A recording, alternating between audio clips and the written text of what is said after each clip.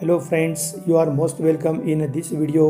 I am Mr. Gajanan Chaudhary from Sri Changdev Barkapal Golpe Madhyamik Vidyalay, Suregaon, Taluka Koborwa. Friends, we are going to learn about the story from unit number 2, the text 2.2. The title of the text is The House Builder, means गवंडी किंवा आपण ज्याला घरकाम करणारा, घर बांधणारी व्यक्ती, the house builder. Listen carefully.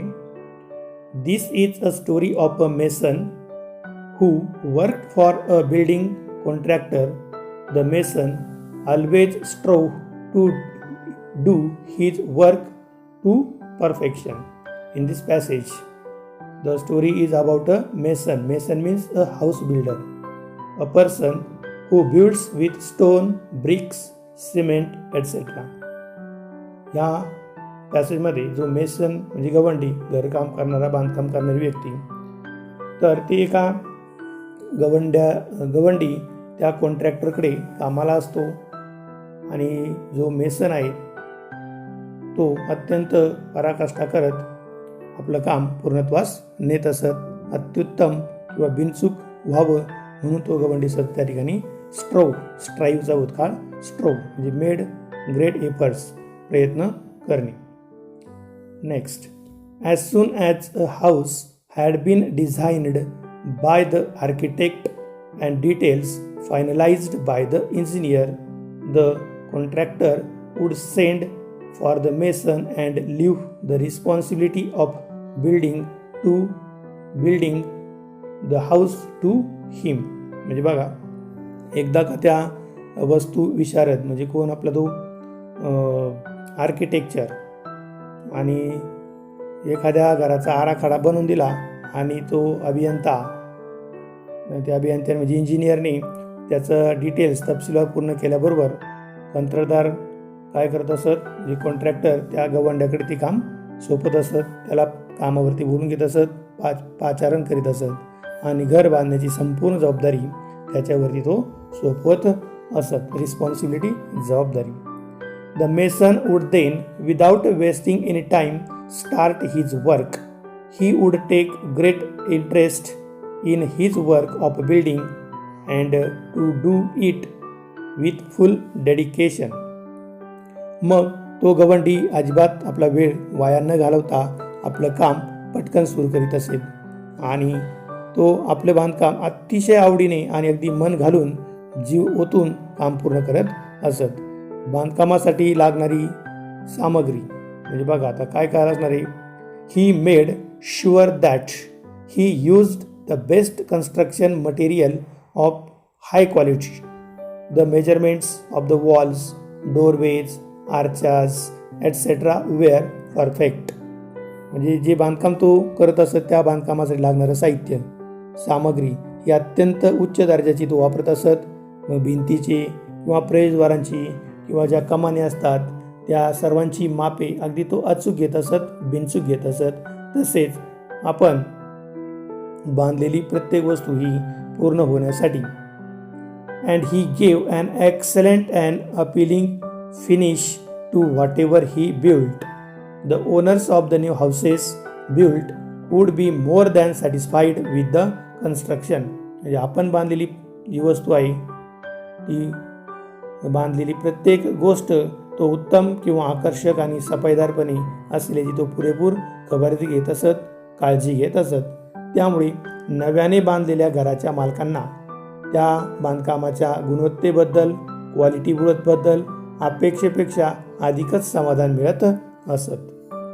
Because of the zeal, diligence, loyalty and persistence that he displayed in his work, the mason was in a great demand and fetched good business to his contractor. बघा या ठिकाणी झील means great enthusiasm and energy in one's effort म्हणजे उत्साह दाखविणे. परसिस्टन्स चिकाटी ज्याला म्हणू आपण. मग कामाच्या प्रती असलेला त्याचा उत्साह, त्याची मेहनत, डिलिजन्स अँड दाखवलेल्या त्या कामाच्या परसिस्टन्स, चिकाटीमुळे, सातत्यामुळे त्या गवंड्याला त्याच्या कामाबद्दल खूपच डिमांड येत असत, त्याला खूप मागणी असायची. Subsequently the contractor recompensed the mason handsomely with a very good salary. He could meet the needs of his family sufficiently without any scarcity. रिकम्पेन्स म्हणजे आपल्या कामाबद्दल त्याला दिलं जाणारं मेहनताना पगार. मनी गिवन फॉर वर्क डन, काम केल्याबद्दल त्याला दिलं जाणारं तनख्वा पगार. बघा आता या ठिकाणी काय सांगितलंय, सबसिक्वेंटली द कॉन्ट्रॅक्टर म्हणजे हळूहळू त्याला त्या ठिकाणी त्याच्या कामामुळे कंत्राटदाराचा धंदाही तेजीत आलेला होता. आणि साहजिकच कंत्राटदार काय करायचा, त्या गवंड्याला त्याच्या कामाचा उत्तम मोबदला देत असत. त्यामुळे तो गवंडी आपल्या कुटुंबाच्या असणाऱ्या ज्या गरजा आहेत, नीड्स, त्या सर्व गरजा तो सहजरित्या त्या ठिकाणी भागू शकत होता किंवा कुठल्याही प्रकारची चणचण त्याला भासत नव्हती. द मेसन दस continued working with great devotion for many years till he became a grandfather.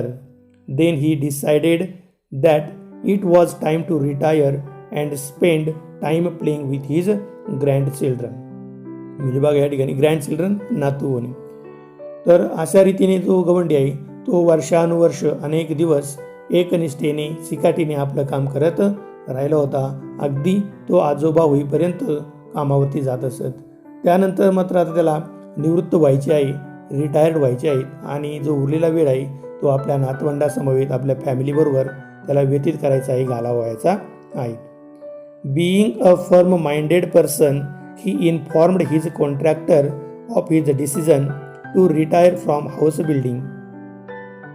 हे बघा आता मग तो अत्यंत दृढ निश्चय असल्यामुळे त्या गवंड्याने त्याला आपल्या त्या घर बांधण्याच्या कामातून सेवानिवृत्ती घ्यायची होती. निवृत्ती घेण्याचा आपला निर्णय त्यानं त्या कंत्राटदाराला सांगितला.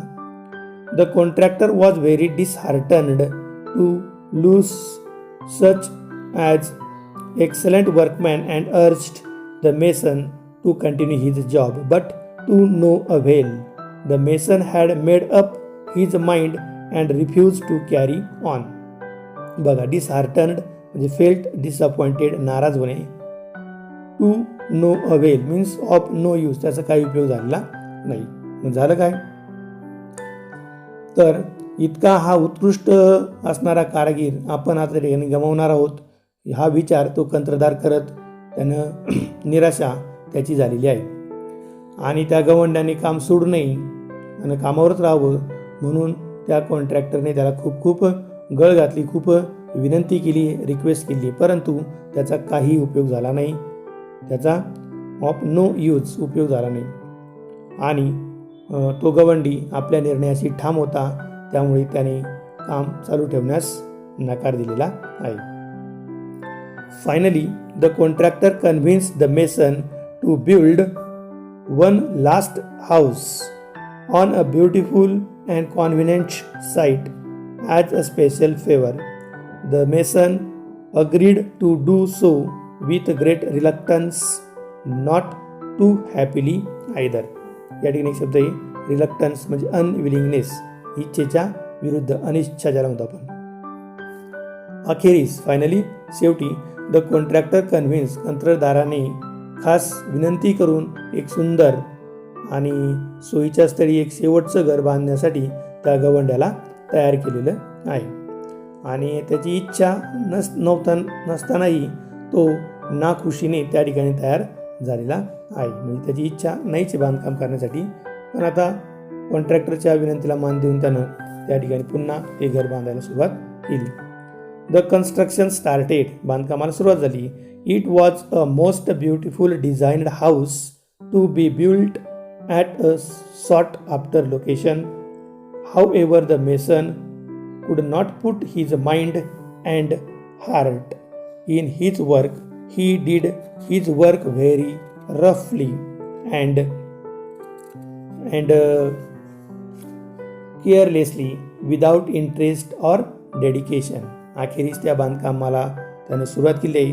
अतिशय सुरेख आराखडा किंवा छान असा प्लॅन बनवलेलं ते घर एका खास निवडलेल्या ठिकाणी बांधले जाणार होते, परंतु तो गवंडी किंवा त्या गवंड्याला त्या कामामध्ये अजिबात रुची नव्हती. रुची नसल्यामुळे त्याचं चित्त त्या कामामध्ये लागलं नाही, चित्त गुंतवू शकला नाही.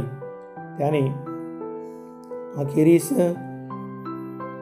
ते काम पूर्ण करण्याचा निर्णय त्या ठिकाणी घेतला आहे. Even the building material used was of low quality but he did not care. He simply wanted to complete the job in haste and finally retired.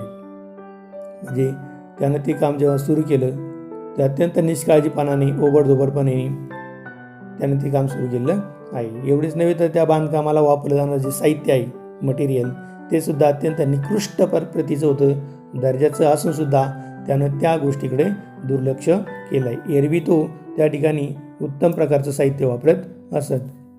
त्याला फक्त ते काम कसं तरी पूर्ण करून त्या कॉन्ट्रॅक्टरच्या ताब्यात द्यायचं होतं आणि आपल्या कामातून त्याला निवृत्ती घ्यायची होती. The house was ready earlier than expected. Very रफली made structures, weak walls, poor finish and did not look as good at all as designed. Yet the mason did not care. He informed the contractor that the house was ready and he was waited to hand over its keys to him. म्हणजे अपेक्षापेक्षा ते काम अगोदरच पूर्ण झालं आहे आणि अत्यंत ओबडधोबड तिची रचना, त्याचप्रमाणे कामात कमकुवत अशा त्याच्या भिंती, नंतर बिलकुल सफाई नसलेली म्हणजे ओबडधोबड असलेली किंवा ॲक्युरेसी त्या कामामध्ये दिसत नाही. दिसायला अगदी बेसुमार असं ते घर एकदाच बनलं गेलं आणि तरीही त्या गवंड्याने त्या कामाबद्दल अजिबात फिकीर किंवा तमा व्यक्त केली नाही. का हे घर अत्यंत निकृष्ट प्रतीचं आहे असं त्याला किंचितही वाटलं नाही.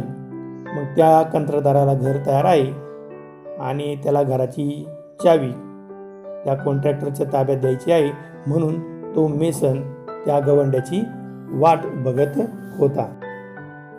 Finally the contractor arrived at the site. He had a file of legal documents in his hand.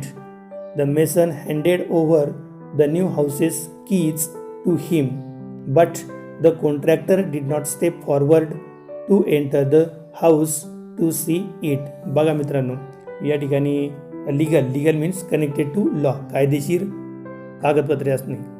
कंत्राटदार कॉन्ट्रॅक्टर त्या ठिकाणी आलेला आहे आणि त्याच्या हातामध्ये एक फाईल होती व त्या फाईलमध्ये कायदेशीर कागदपत्रे होती आणि गवंड्याने नव्या घराच्या किल्ल्या त्या कॉन्ट्रॅक्टरच्या ताब्यात दिल्या, सुपूर्द केल्या.